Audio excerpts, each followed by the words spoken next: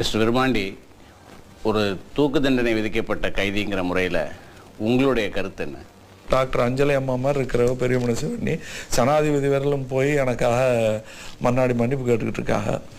அப்படி மன்னிச்சு என்னை விட்டுட்டால்னா உயிர் வாழ்கிற ஆசையில் நன்றியோட வாழ்நாள் பூரா நல்லவனாக இருக்க வச்சு கொண்டு வேணுங்க ஐயா.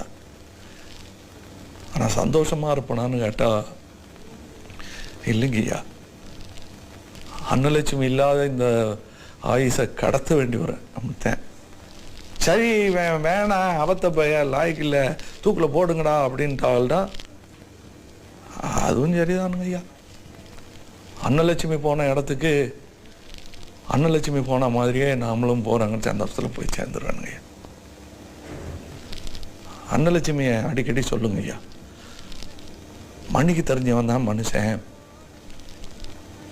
மன்னிப்பு கேட்க தெரிஞ்சவன் பெரிய மனுஷன் சொல்லுவாங்க.